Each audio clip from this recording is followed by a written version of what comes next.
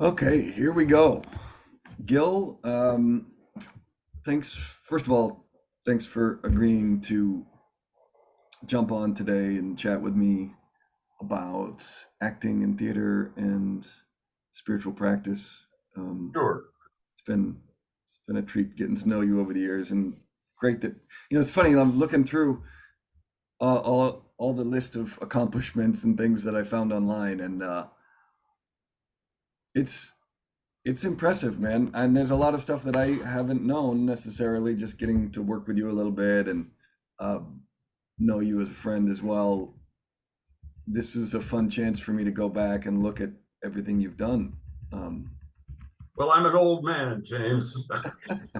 I've been in this business for a long time. I know, yeah, anyway, I've just enjoyed the chance to the excuse to go back and look at all this stuff that you've done. And I'm really grateful for the opportunity to have this. I'm looking forward to the conversation. Good. Yeah. Um, and all the stuff I was looking at, the, there's a lot of impressive accomplishments. Right at the top, though, I cut and pasted the thing that made it stick out and why probably we're good friends and why we've enjoyed connecting over the years. One of your resumes says Dr. Lazier is an expert on actor training and philosophy, having studied and observed leaders in those areas, and he is a devotee of Siddha Yoga and applies those practices to his work. And I was like, that makes a perfect candidate for the Good. kinds of conversations I like to have. How are you?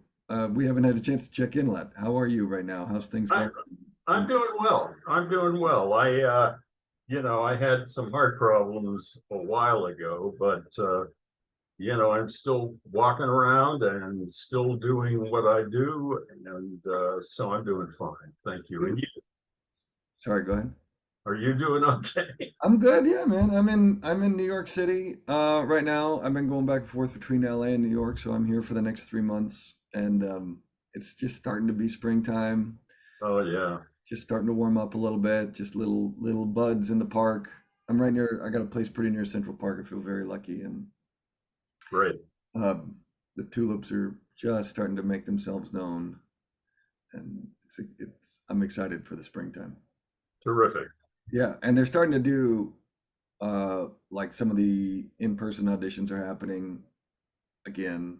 I'm gonna Good. go down to Midtown and do one today, so I'm excited. Good. Yeah, and some teaching and all kinds of things going on. Um, so yeah, okay. So for the sake of going back a little bit, I did all these interviews for the dissertation that I wrote, and I did kind of case studies, where I interviewed people about uh, their background in terms of their artistic training and their professional experience, but also sort of where they came from in their spiritual practice. And then we got down to trying to collect a handful of stories of supernormal or spiritual experiences in the work itself, Right. sometimes in performance and on stage. So we Right. may follow somewhat of that kind of format, uh, Sure. but also I have a feeling that our conversation is going to be a little more like free ranging. So we'll see where we go. But I do sometimes ask people why, like in terms of like how you grew up, or what was there like a formative experience or moment that you got you into performance, or like a spark of a moment where you realized this Yeah. was the direction you wanted to head? Well, I come from a family that uh, has a tradition of performing, Okay. has a tradition of singing mainly. And on both sides of the family, my mother's side and my father's side, um, I never had a problem in wanting to go into the arts, wanting to go into theater. Uh, because they were all involved in it. On my mother's side, the first union stagehand in the city of Pittsburgh was my uncle. So he used to let me stand in the wings watching stage shows when I was 7, and my heroes at that time were people like Sophie Tucker, Charlie Chaplin, W.C. Fields, and my uncle knew all of these people because they would come through Pittsburgh and perform. So it's only one example. I'll give you another example. My great aunt was the first piano player for the first Nickelodeon in the United States, the first silent movie in the United States. This is just on one side of the family. My father was a great dramatic tenor. His sister was the head soloist for the Paul Whiteman Orchestra and connected with Gershwin. So I got it from both sides. And I started performing when I was a child. I started singing when I was 7 or 8 years old and continued that and developed my singing voice. So when I got into performing myself in the theater, it was originally through musicals. Mm. Well, that's my family. You know, besides the people who were performing or working in theater at the time, I was surrounded by music all the time, opera mainly. So, I mean, that's enough of my background. There was just no question that I was going to, if I didn't go into it for a profession, I was going to continue my singing. I got my first experience on stage playing Sky Masterson in Guys and Dolls. This is the first time I was on stage in a musical. And this was back in 1960, let's say, 1960. So it's a long time ago. And let me say this, since then, I was able to sometimes meet, but certainly experience people who were or thought they were affecting actor training over my career, personal connections. So I can go into that if you want, but Yeah, I definitely want to hear more about that as we go along here. sure. You, I love what you're saying. I know that obviously there's a generational thing that happens, or not everybody comes from a family, but that can be a huge uh, platform when Yes. when the previous generation or two or three or many the ancestors have walked a certain number of miles down a path, and then the children often kind of start off on at stage 3 or 4 of the journey. They can be accelerated along the path, I think, and it sounds like some of that was true for you. Indeed, yes, it was. Yes, it Where, I know you grew up in Pittsburgh, right? But where were your like ancestors from? Lithuania. Hmm. Both on my father's and mother's side, they came over on the boat from Lithuania during the turn of the century, early 1900s, 20th century. My father came over in 1904 or something like that. So, Oh, your dad came over. See, he was, I guess that would be first generation or something, right?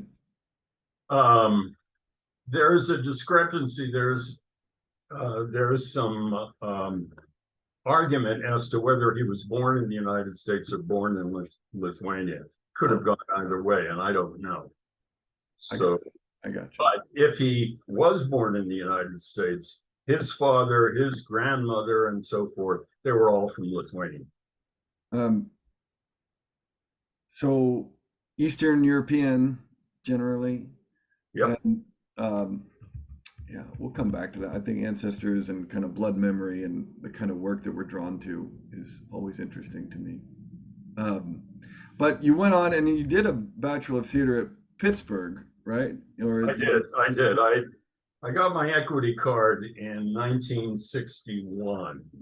That dates me also. I worked at the major venues in Pittsburgh Playhouse. I worked summer stock. I I got my equity card working summer stock, and this was back in the early 60s. And at that time, I came to really be interested in what acting was, what it meant, how you did it. And I was in the late 50s and early 60s. I was at a time when I don't want to jump ahead too much, but when the Stanislavski system became, I would say, famous among the general population through what was called method acting at that time. Right. So, and that would have been, prior to the big changes that were to come in the late 60s, early 70s. But indeed, at that point, the American method was becoming firmly established. Yeah. Well, I mean, the argument at the time was really between British acting and American acting. It wasn't between external acting and internal acting and so forth, except tangentially. When I was 1920, the actors who were British represented a particular school of acting, and the actors who were American were just beginning to represent another school of acting. So I was right in the middle of that. So you're well on your way to like training to be an actor and getting interested in acting. And this, I guess, like you were saying, this is a time period when I guess it would have been Strasberg and Adler and the Neighborhood Playhouse, and some of those people were coming into full bloom when you were in school. Am I on track with that in terms of like? Yes, historically? Yes. I tracked, I don't know if you're interested in this, but I tracked the genesis of the Stanislavski system, however you want to call that. I tracked the genesis of that all the way back, became interested in how that developed. And there's a part of me that's not only a performer and a director, but is also a researcher. So I became very interested in seeing what the issues were, how the quote method unquote got to the United States. And these people that you had mentioned a couple of minutes ago, Stella Adler, Harold Klerman, Sanford Meisner, Bobby Lewis, Lee Strasberg, these people fascinated me. And so I looked back and I discovered that the Stanislavski system became interesting in the United States through the tour of the Moscow Art Theater all the way back in the 20s. Right. And they performed in the United States in 1923-24. People who were American saw them and raved about what they were doing. And that started some interest in what the Moscow Art Theater was doing. And again, the development of this carried through to politics, if you want to look at that, because a lot of the Americans who were interested in the Stanislavski system were also interested in the fact that the system developed through the revolution in Russia. And as a matter of fact, maybe getting into this later, Stanislavski himself became interested, and here we go, interested in yoga and meditation shortly after the Russian Revolution, and became connected through what he thought was an Indian yogi that he corresponded with. This is really interesting because I've read I've come across this character before, Mhm. uh, and I believe his name was like Schuler or something like that. And I forget where I read about him, but I have the book, my place, Well, my place in LA. But I, the quote Indian unquote yogi um, was not really an Indian and not really a yogi. He was an American. He, oh, he here it goes. This story is very interesting. He was a man whose name is William Walker Atkinson, hmm, who was born in 1862, died in 1922, American Baltimore attorney who wrote under the name of Ramacharaka. And he wrote in English under the name of Swami Ramacharaka. Now, I'm going to try to make this, to simplify this a little bit. There was a real Indian yogi who was named Ramacharaka. And that Ramacharaka was born in 1799 and died in 1903. He was real. He had a disciple whose name was Baraka, who took uh, his approach to yoga to the United States, met this guy, William Walker Atkinson, at in Chicago in 1893, and convinced this William Walker Atkinson that there was a connection between, and this is specific to Stanislavski, there was a connection between breathing and relaxation and control of the mind. hmm, He convinced this. And William Walker Atkinson became a student of yoga and started writing pamphlets about the connection between yoga and breathing in English.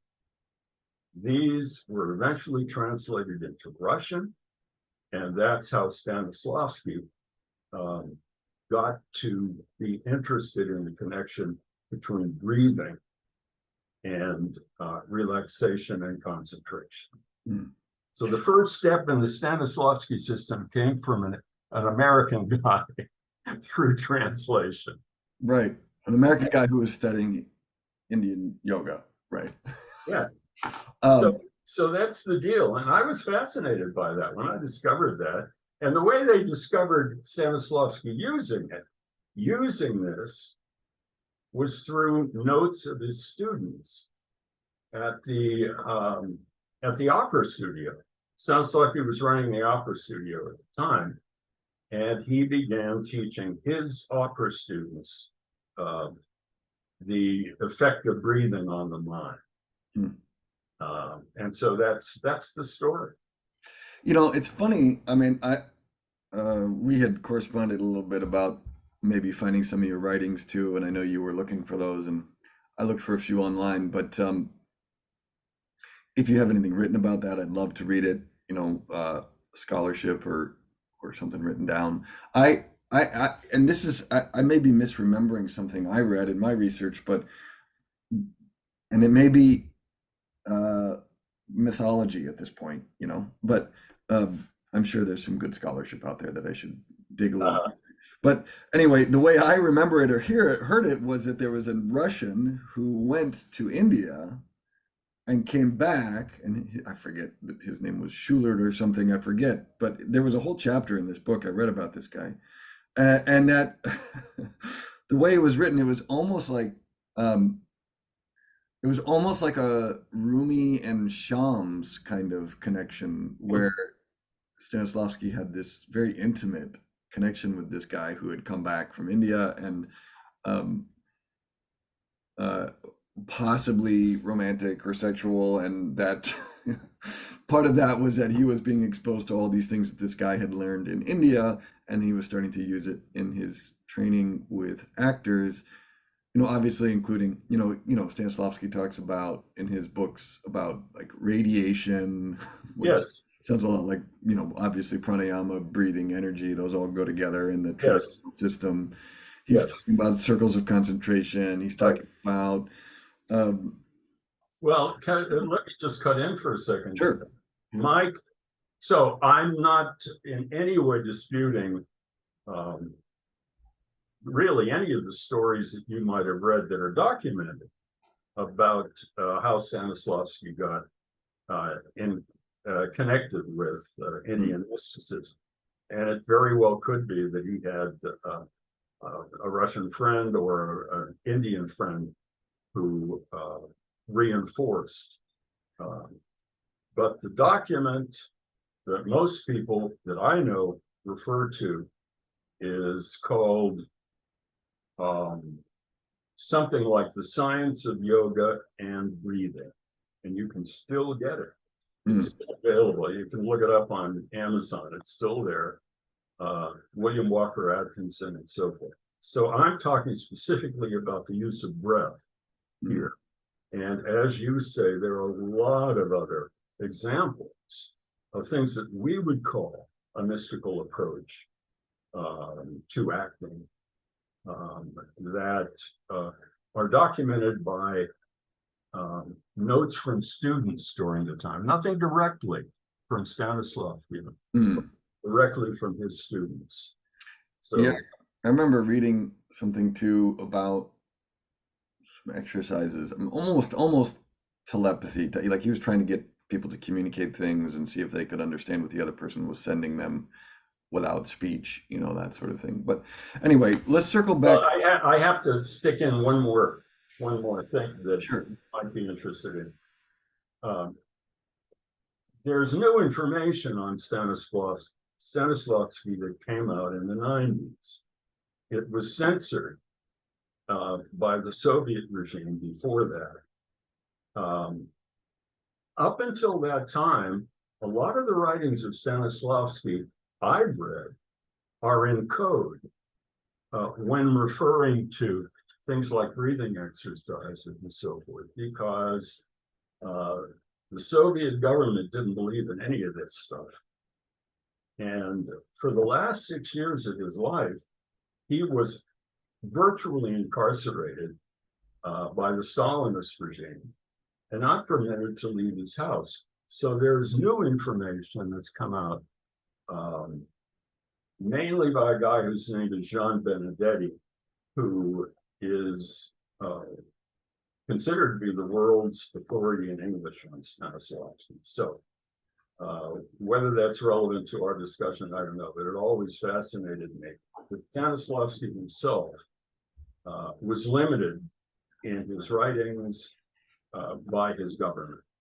So the things that we know from like creating a role and uh, those first three books and Yeah, My Life in Art and all that yeah, stuff, all that you're the saying main is character. highly censored, or potentially he was writing certain things in a way that would be allowable or approved. Is that what Uh, you? yeah, I'm talking about in terms of any kind of spiritual discussions or mysticism. Right. Oh, yeah, and there are new translations of those three books out there. There's one, which is one book, which is the way Stanislavski originally saw his writing, which includes all three of them. That is by Benedetti, and it came out. Um, I can't be sure exactly when it came out, but fairly recent. Yeah, that's I mean, I hadn't considered that before, but the thought that like he was under a socialist communist regime for the at least the latter portion of his work. And so, yeah, I mean, they have a strong opinion about religious content, and that Right. if I hear what you're saying, there's some sense that possibly the more direct mysticism maybe was filtered out on purpose based on context. That's Right. interesting. And anyway, so here we are in uh, so you're training to be an actor at that point in your life. Yeah. And you're interested in acting. So I guess I have kind of two questions at this point. Well, one is like, when did you shift from being interested in being a performer to consciously being more interested in directing? And I guess the second one is, was your interest in like acting and what acting was really all about? Was that because you were already interested in spiritual things, or were Uh, you like a lot of people that working on the craft and working on yourselves tends to kind of lead you in the direction of interest in spiritual things? uh, well, first of all, I had no interest or knowledge about spiritual things in general, Mm, and certainly how they related to acting. I just, it wasn't part of my consciousness. mm, Um, uh, However, and the issues when I was growing up as an actor, as I mentioned before, were between British actors and American actors.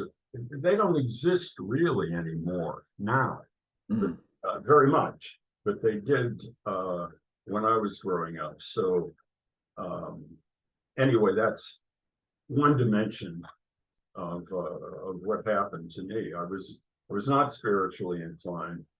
I started directing kind of as a fluke in undergraduate school, and discovered that the combination for me of the kind of research that you do as a director um, appealed to me. So I started directing. And at the time, I was married, and I didn't want to go into the service because there was draft at the time, and I decided mm, that I was going to stay in school, and I worked straight through to a PhD, and began to study acting theory.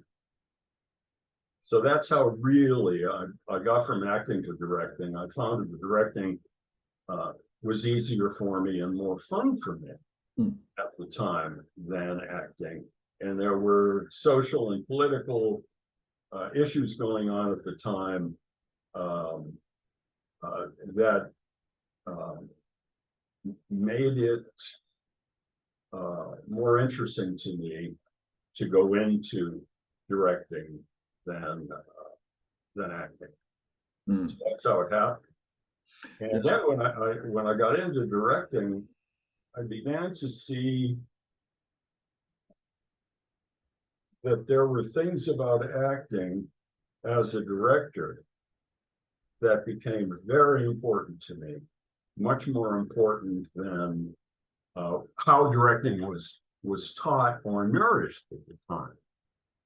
Directing was taught mechanically when I got into directing for the most part. If you look at directing books from that period of time, uh, John Dean, Larry Carraw, these are names of directors who wrote books about how to direct. They're very technically oriented. And I knew that my own experience wasn't that at all. My experience was watching actors and seeing when I felt that they were telling the truth. Mm, And I thought I knew pretty much all the time when I saw acting that was truthful, inherently. And that's what I learned to reinforce as a director. mm. Of course, how do you, yeah, right. How are you going to write a handbook about that? Um, Although I suppose a lot could be said about it. Just that what you said a second ago does make me curious. Then to back up, like you were saying you weren't spiritually inclined at first, and I know kind of on a timeline we're coming up on the late '60s here. Um, what what? So if it wasn't something you were exposed to at a young age or that came to you through your own performing, what was it that was the sort of the genesis? I that I sent was, you in the path of eventually, Siddha Yoga and yeah, I'm jumping ahead, but that's okay. I was in New York at the late '60s. In the late '60s, I lived in New York up until 1970. I was there during what I consider to be the most fruitful and amazing revolution in theater practice that I had ever experienced before. And I discovered a couple of things, that people were doing exercises in companies. I'm not talking about individual actors, I'm talking about companies. Mhm. People were doing exercises in companies that were very close to what I had read about Stanislavski doing in the Moscow Art Theater. Very close. And they had to do with inner awareness, sphere of influence, all of those things that I saw a connection with the work of, for example, the Open Theater. Mhm. I became friends with a man who was in charge of an organization, this is in New York, called Universal Movement Theater Repertory, which he was a producer of this, which was a national connection of companies that were doing experimental, quote unquote, theater work. And I became tremendously interested in that, sat in on rehearsals, watched productions that were done. I mean, I saw just about, I saw the major rep of the Living Theater at the time. I became not close to, but friends with Julian Beck and Judith Molina, who were doing it, Joe Chaikin, that whole bunch of people in the late 60s, I got connected with. And so that really pushed me along in saying, wait a minute here, there's something more important about acting than how you open the door. And I became very, very interested in that. I think there was, I think at some point in some of the things I heard you during that period, maybe you also either saw Grotowski and some of his work or met him and saw some of his I teaching, did. maybe early Peter Brook stuff too. I, Uh, I did a workshop with Peter Brook, yeah. a day workshop. I saw the Constant Prince and Acropolis of Grotowski. Mhm. Became friends with a group of acting teachers who were interested in this stuff at the time. Richard Schechner became a friend of mine, and Richard's still out there doing it, Yeah. and so forth. So, getting back to your question about what happened to me,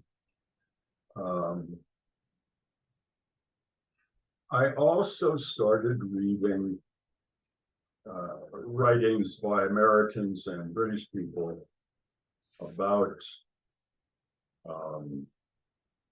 spiritual things, mysticism, and so forth. Ram Dass, Mhm. and on and on and on. And noticed a connection between what I was doing and people who were advocating company exercises, a spiritual approach, and so forth. I also went through a period in the late 60s of a psychedelic period, Mhm. got me closer to Ram Dass. I met him a couple of times. And through him, I was introduced to my guru, Swami Muktananda. Mhm. So that's what happened. There was this big movement in the late 60s, all of these companies going, trying different exercises. They were all different, James, in the sense that nobody was teaching a doctrinaire stuff. They Mhm. were the doctrinaire stuff. They were doing their own thing. But there was a connection there that was irrefutable to me. And I thought, I decided that if I was going to really get into this thing, I had to start practicing Mm. meditation. And that's what happened. I'm fascinated to hear more about like how that started to shift or inform your work, especially like Siddha Yoga, which I don't know a lot about, but I do have a sense of it that it's, you know, not, for example, like Zen, it's not just sort of sitting like the kind of just sit kind of emptiness or just pure presence sort of thing, but and Muktananda was sort of famous for I don't know what you want to call it, energetic fireworks for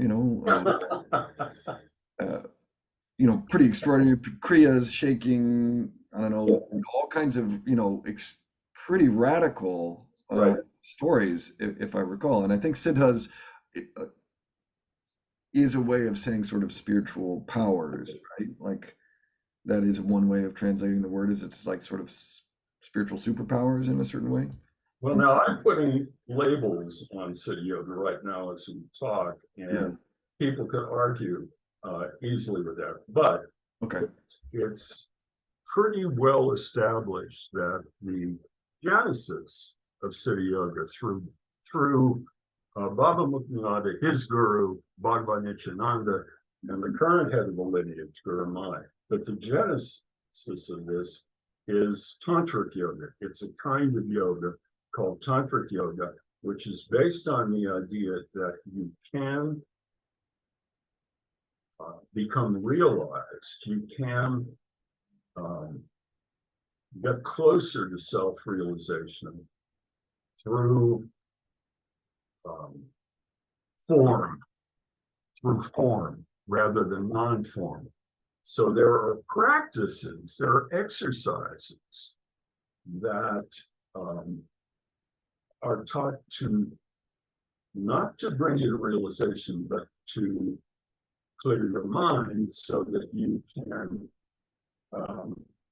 experience what you already have. It's a process of uncluttering. It's a process using the body.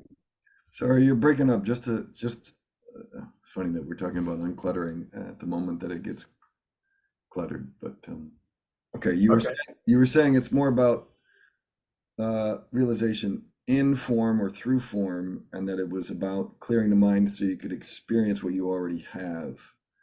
That's right. The issue is, can you get to self-realization? That is, can you get to um, uh,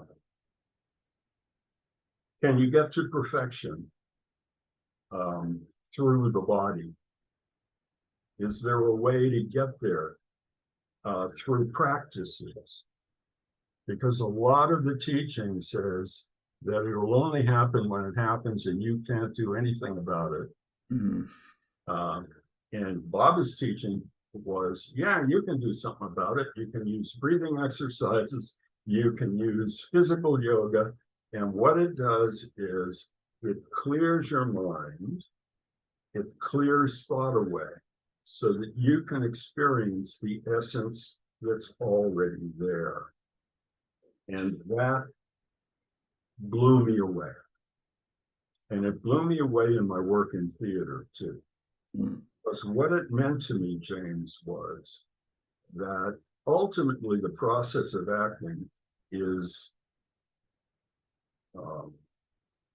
not additive, but subtractive. Not additive, but subtractive. You take away, you take away, you take away. And then your essence, the beauty that's in you, comes through, and it comes through the avenue of the character. And that was the connection for me. And I believe that. And so, getting back to directing, when I work with actors, when they're truthful, it's when they're not cluttered, their mind is not cluttered, and their essence is showing through the role. Some actors have this natural. Some actors have to learn it. Brando, for example, who knows about Brando now? But he's the greatest actor I've ever seen. And I believe the reason for it was natural for him to get down to it. And nothing else meant as much to him as that. Now, that's a supposition on my own part, but that's what I saw in him. Mm. And so when I direct a play now, of course, you work on externals. Let me say parenthetically one other thing. It's almost impossible now, from my judgment in professional theater, to use exercises with actors Mm-hmm. that you can't do it. There's no time. You can't do it. I used to spend, before I went into rehearsal, I would do a 2-day workshop with my actors where we would do exercises. And then I would do a half an hour of exercises every night, every day, before we would go into rehearsal. Mm. Those exercises probably you can find in Stanislavski if you look for them, because they're breathing exercises, they're relaxation exercises, they're getting down to the essence. And what they do is they free the mind, as far as I'm concerned. Now, of course, you know, you have to do homework, you have to understand the character, but when it really works is when you're touching that which is inside this. And that's subtractive, that's not additive. Via negativa, as it were. Yeah, I forget the via negativa, as it were. You know, the Yeah. blocks. I forget who it was. Someone. There's like several different stories overlapping in my head, but something to the effect of, you know, enlightenment is an accident, maybe, but practice makes you accident prone, I think. That's great. I love that. Yeah. But Stanislavski and Baba Muktananda both felt, as far as I know, that ultimately you had to get down to the truth inside you. Mm. And the truth is inherently beautiful.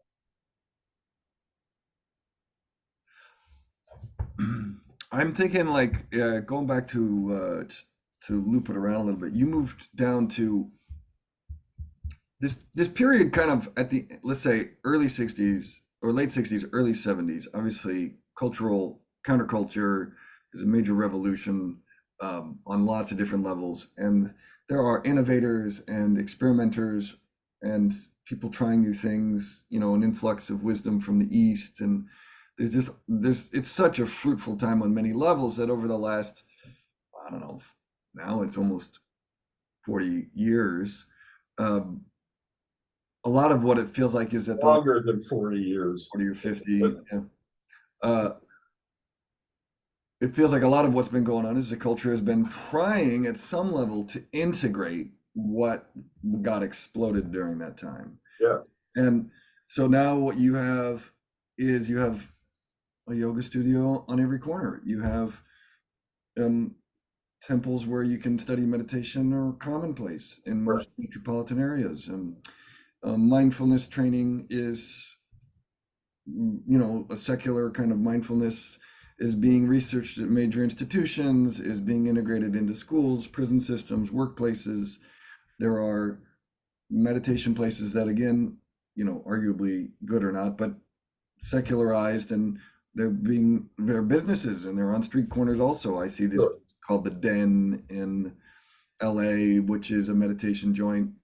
Sure. Like a yoga studio. Who knows what kind? Each teacher maybe is a little different, but that's where you go if you want to take meditation classes of various kinds. There are institutions like Naropa University that now offers masters and PhDs in integrative kinds of techniques, and California Institute of Integral Studies, where I did a PhD in transformative education. And so these things in many ways have been, you know, integrated into the mainstream culture, possibly arguably watered down. But you know, what's kind of interesting to me these days is I'm sort of curious, like, we talk about all these exciting things that were happening at that period of time, all these, exciting theater practitioners, and I kind of go, well, maybe it's just a boring period after an explosion where everybody's just sort of integrating what happened during that time and trying to stabilize it. Uh-huh. But I go, where is the exciting exploration these days, Well, that's a good question. As you probably know, one of the things that, well, let me be strong, one of the things that destroyed a lot of this experimentation was money. People couldn't afford it. Yeah. So there is no direct line that I know between that period that we're talking about now and what's going on today. Mm-hmm. People can't afford it. And so that's one of the things that happened to the experimentation that companies were doing. The open theater lasted for maybe 6 or 7 years, and then it fell apart. In 41, I'm sorry, not in 41, in 71 it fell apart because they couldn't afford it anymore, and the actors went on to make a living. And so that's one dimension of that. Now, your discussion about the multiplicity of the yoga studios and meditation now and so forth, I mean, that's great. That's wonderful. But my guru, Mick Muktanand, used to tell a story about a starving village in India. I'm going to collapse this because he could make it go for 20 minutes if he wanted to. But starving village in India, and somehow, and there were variations of this, somehow one of the people in this village got a hold of a duck and wanted to be magnanimous. So he put the duck in a pot and started cooking the duck. And the odor went all over the village, and people started lining up to have this duck soup. Well, it was a big pot, but around the 40th or 50th participant in this lined up, tasted nothing but water, and went in furious to the guy with the duck and said, "What's wrong with your soup?" He said, "There's nothing wrong with it. It's the soup of the soup of the soup of the soup of the duck. And you got to look for the duck if you really want to know what's going on." And that's what I tried to do in finding a path for myself. I wanted the duck. I didn't want the duck soup. A lot of these, I don't want to put anybody down who is doing good with yoga and mindfulness and so forth, but they really have to know what they're doing. And a lot of them don't. And there's nothing wrong with duck soup if it helps you, but you're not going to get to the duck that way.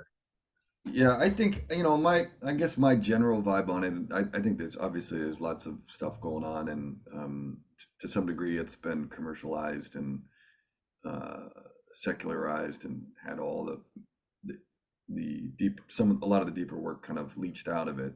But at another level, I do think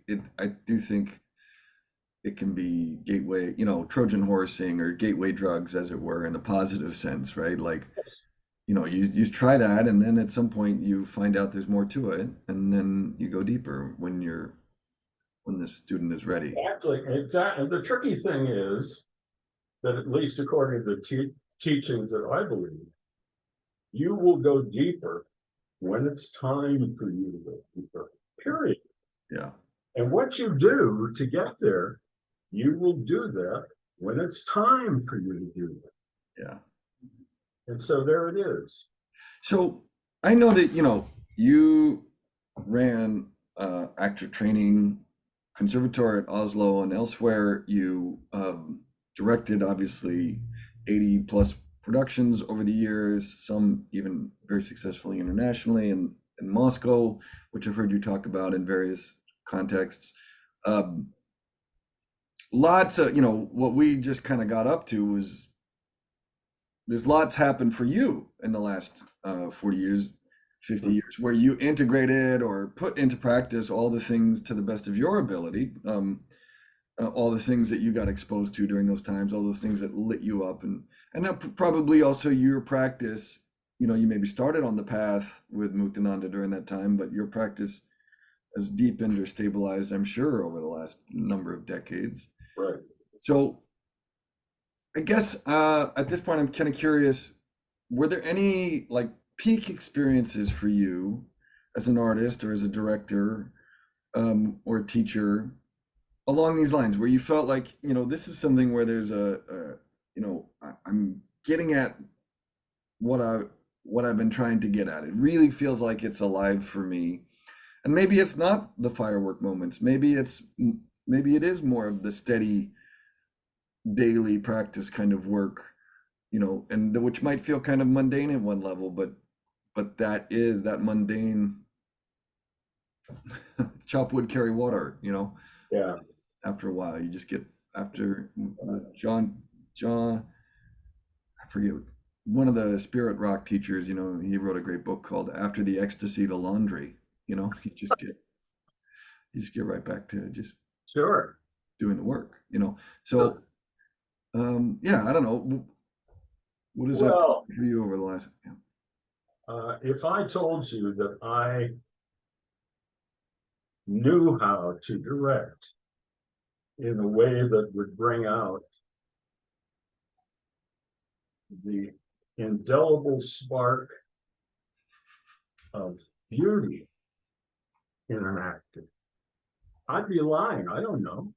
Mm, I have a belief system myself, and I believe, and I've mentioned this to you in this discussion, that the process of acting ultimately is one of taking away rather than adding. So that's my judgment about it. Now, I know when I believe that if I'm a good director, it's because I see the truth in the people that I'm working with when they hit it. When they hit that truth, they know it and I know it. And maybe they don't define it the way I define it, but I know when I'm dealing with the truth and I let it go. I let them do it. And I had to learn that the hard way over, I don't know how many years of directing, because I was sticking my nose in things that I had no business sticking my nose into as a director. I learned a lot of that in Moscow because I was dealing with actors. First of all, I was dealing with actors who didn't know me at all, and I was dealing with people who had a totally different training, or at least I assumed they did, in the Moscow Art Theater School. These were graduates of the Moscow Art Theater School, and the lead in the production that I did over there was the head of the Moscow Art Theater School, and then became the head of the Moscow Art Theater. So I was working with somebody who had the credentials, let me put it that way. And boy, did he know when he hit something that it was right. I didn't have to tell him. I saw it. So for me, directing is about seeing the truth and about fucking around until you get there. And how you get there might be different for each actor that you work with. mm-hmm. So have I done productions that I thought were mostly truthful? Yeah, I have. I know which ones fail. Yeah. But that's all it's about. You can talk about seeing the truth in imaginary circumstances, which is a Meisner slogan. Mm-hmm. I mean, as far as the teacher, I'm jumping around here, but as far as the teachers that I know that I really respect, I guess Meisner is the one that I respect the most. Never met him, but I was friends with his assistant, Bill Esper, for years and years and years. Mhm. And Bill knew what that system was. I don't know about people, Maggie Flanagan, I shouldn't mention names. I don't know about people who work with Bill now. That's third generation. I don't know. Duck soup. Generation. It's the duck soup. So I don't know. Yeah, no, I mean, I think his work and his way of going at it. I love one of the things. I think it was a Meisner quote. I think Mamet has quoted it a bunch, but it's something to the effect of "invent nothing, deny nothing." Which I don't know why that one keeps coming back for me, but I I do think think his repetition, he was trying to, the funny thing is he was trying to get people present. He was trying to get people that's it. That's really. it. But that being present is the avenue toward realization. Yeah. Yeah. So you take it further than that in meditation. You take it further than that. Well, I sometimes I tell people, like, at least my hope with the way I work or the way I want to work isn't artistically is a little bit like the yoga mat in the sense of, or the meditation cushion in the sense of, the meditation cushion isn't about the meditation cushion. It's about what happens when you get off the meditation cushion, right? Like it's just like a context for practice. Yeah. So if I can make my rehearsal and my performance just one of the ways that I practice, then it's actually about life. It's about That's it. That's it. I mean, interrupted thread. Yeah. it's you're a karma yogi. You use the practice to find out who you really are. I mean, that's the label. But Well, what I love about your description too, and it was my experience when we worked together, which was, um, I felt trusted, I felt supported, I felt like, what you're describing is like the remarkable lack of ego in the sense of sometimes people think that dir- director can sometimes lead into like, I don't know, some version of controller, right? mhm, mhm.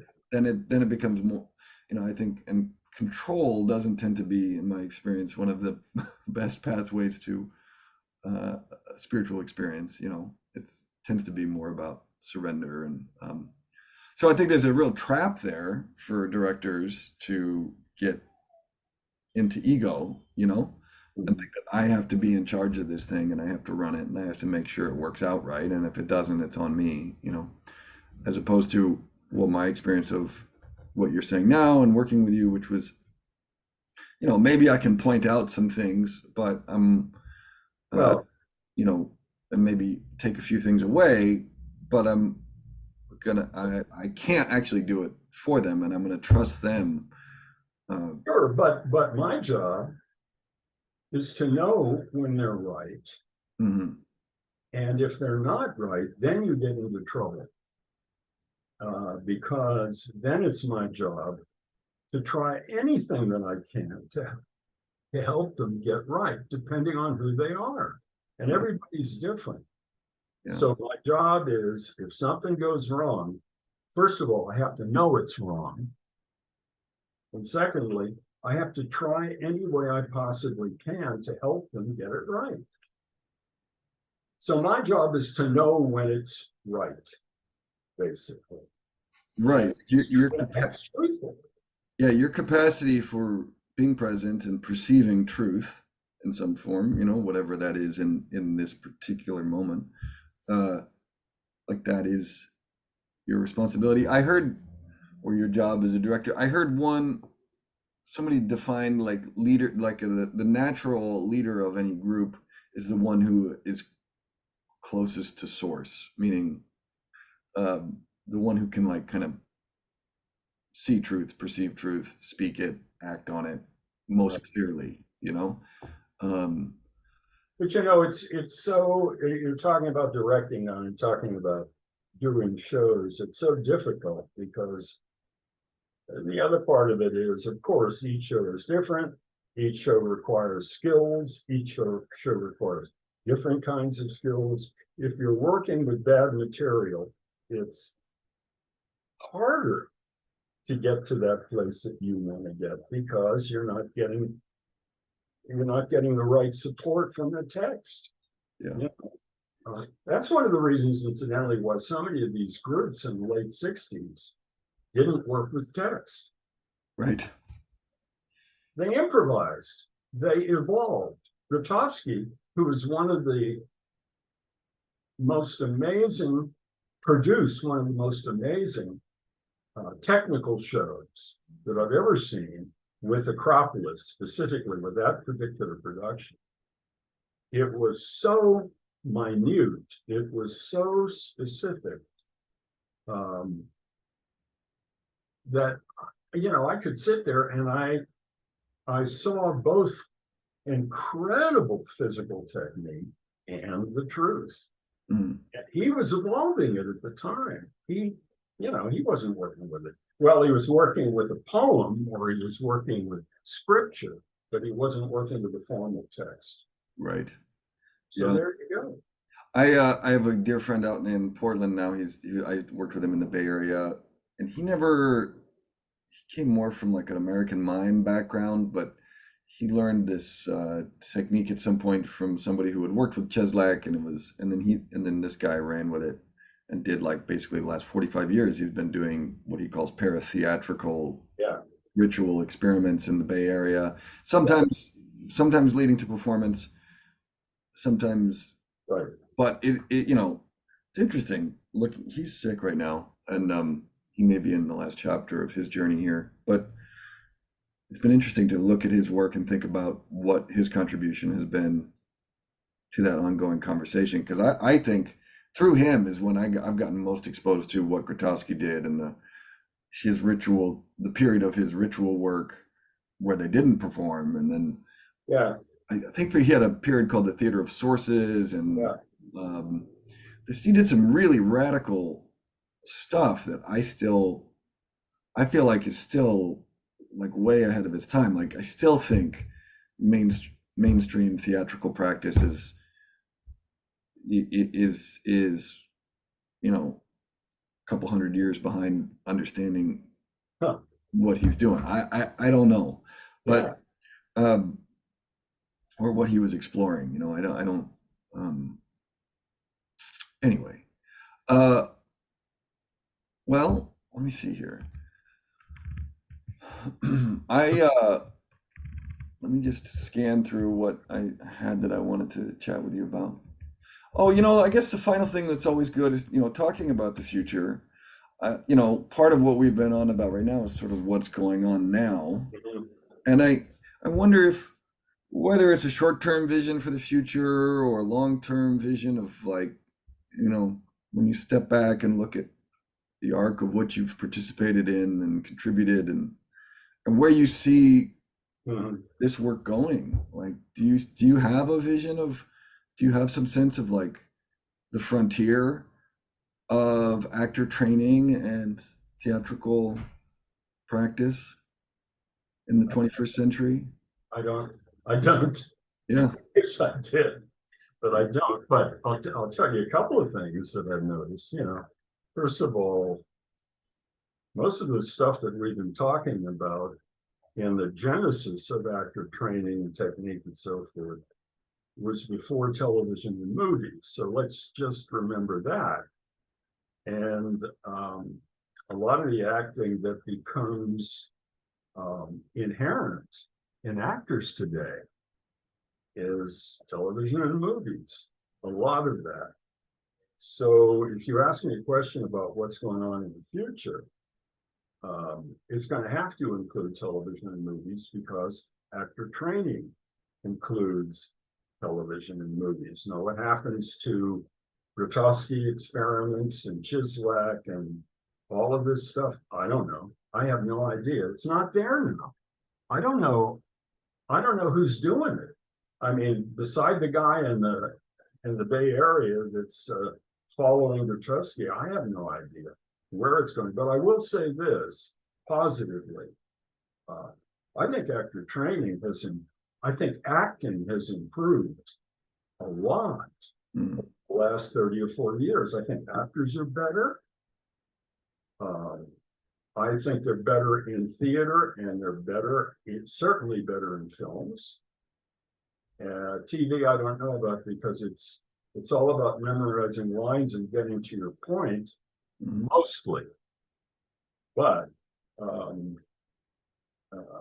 the acting is good, and the separation between British and American acting, as far as I'm concerned, doesn't exist anymore. Yeah. And so if you ask me what's happening in the future, the best I can do is to say the Lord Theater movement helped. I mean, getting back to mechanics now, the Lord Theater movement helped. Actor training helped. MFA programs, even though there are a whole bunch of bad ones, help. They set standards. I mean, look at well, I don't have to give you examples of that. You know what I'm talking about. But, you know, one Juilliard class, no matter how good or bad the training was, gave out, you know, 4 or 5 great actors who are working that. And the same in the great days of Yale. I don't know about now. They helped create actors who were really good.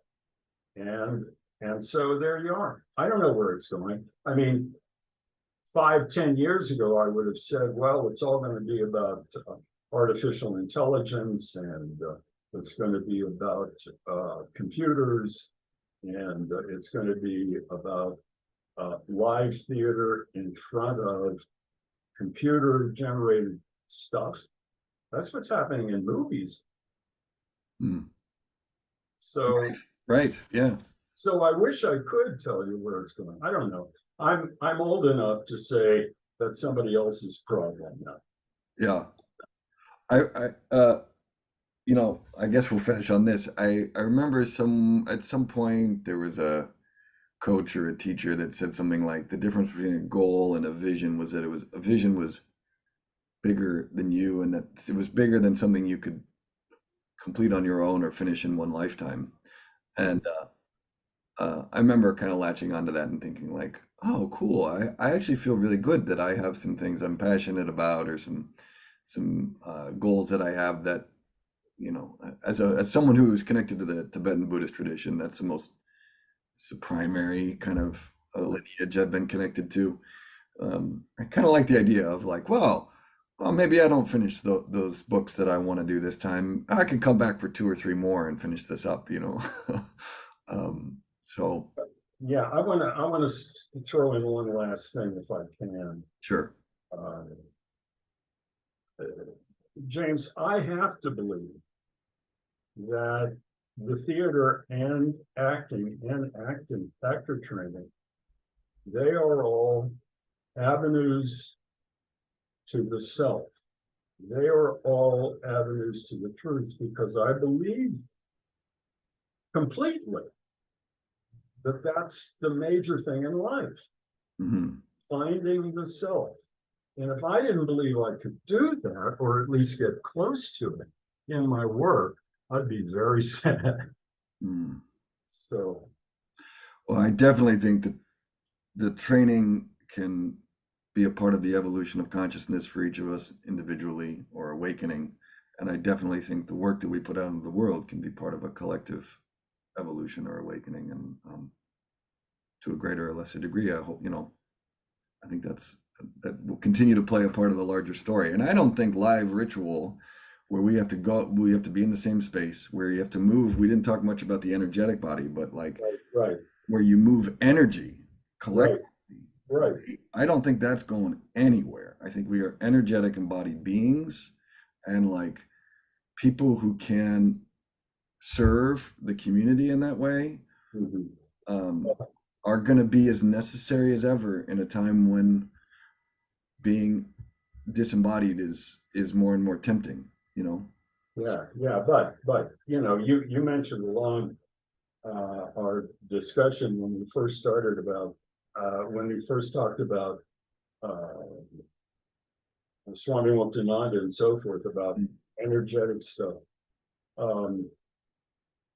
one of the root teachings in yoga and meditation, as far as I'm concerned, is Shakti. Shakti is energy.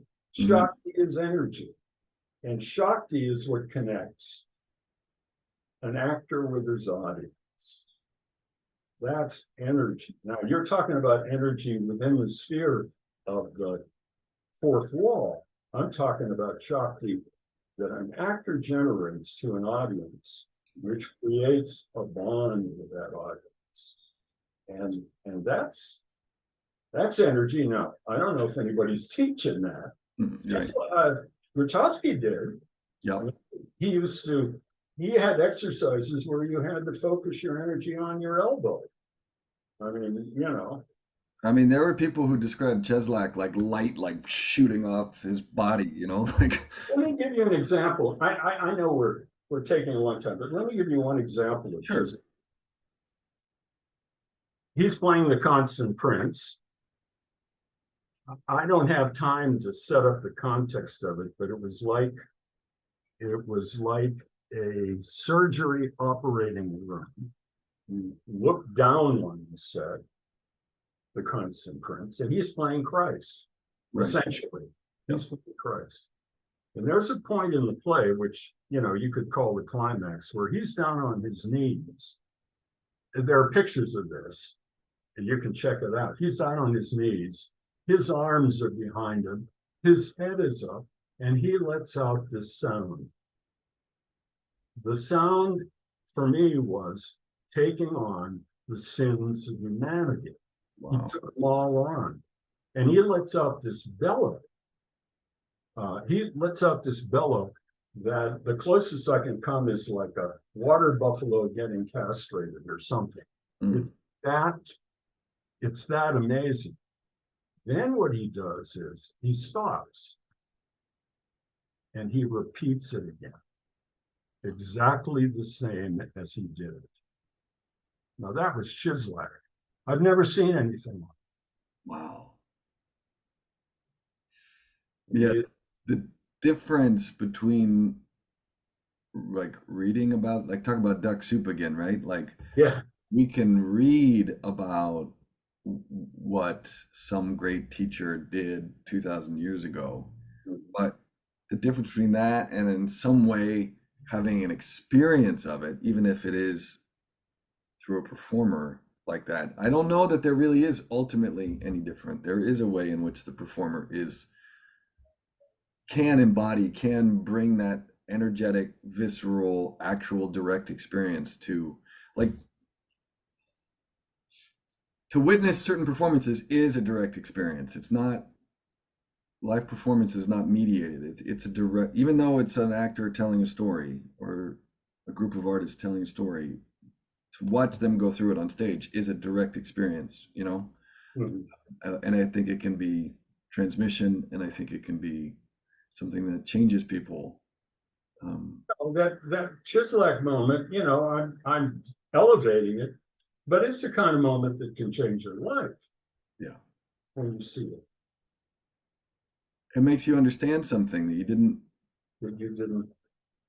know before. Yeah, there's a kind of gnosis that's possible through that. Yeah. I think. So next time you do a Neil Simon comedy, you remember. Well, that's probably not my thing, but like, yeah. God bless him. I love, I remember doing scenes from Barefoot in the Park when I was in high school or something. Yeah, man. Well, listen, it's a joy and a pleasure again to have a chance to connect with you and to share a little time and some stories. And I'm sorry about the video. I don't know. I'm sure it's perfect. I think we got a lot of great stuff here, and ultimately it's just, these interviews, it's just, and sharing them in some way with the world. It's really more about a chance for us to connect, for a chance for you to share all the wisdom and experience you've gathered, and to do a little service to some people who might encounter them somewhere on the in the interwebs somewhere, so. This has been a good interview. I really appreciate it, and I don't get a chance to talk about this very much. No, I think in a lot of ways what I've come to you know, a big part of me doing my dissertation and doing some of these interviews um, was I just wanted there to be a place where people could have the conversation in a very explicit way Right. because I know it's there. It's Mhm. underneath with Stanislavski, with Chekhov, with you know, Yeah, it's behind a few doors, but it's all the esoteric kind of underpinnings are all there. yeah. It's what everybody is. So many of us are performing. We're either looking for it or seeking it or stumbling upon it as we do our work. Mhm. Uh, So I just want to like, let's just take it out of the closet, put it right on the table. Let's just talk about it right up front and see what happens. So To do, I hope you do a book on this. I mean, you got some good people. Even in- yeah, I'm thinking about adapting the first part of the dissertation into something a little more public consumption, and then I think even if all I did was sort of collect the interviews and do some sort of introduction to the book, and then just presented the interviews, that could be something good to get out there on its own. And then the one I'm doing here with you, I'm going to do kind of a second round of interviews. I haven't touched them since I finished it. I haven't done any interviews since I did the uh, dissertation 10 years ago. But I'm just sort of feeling like I want to do another phase of them, especially to capture from some of the people I know um, who are, who have a whole lifetime of experience and wisdom to share. I was like, oh, I'm really grateful. I know people like you who were there. Like a lot of the stuff you're talking about, like I only got to read about, So um, I'm feeling like I want to, take advantage of the people I know right now and capture and share some of that. Um, so yeah, so I'm doing another round of. I think I'm going to try to do around 10 more. So we'll see where it goes. good, good, good, good, good. Well, it's I wish I could see your face, but I love you. I love you too. It's a joy to connect, and I hope we get to do it again soon. I hope so. And have a great time in New York. See some good stuff. I know you will. I will. I will. All right, Good. Gil. Have a great day. Bye bye. Bye.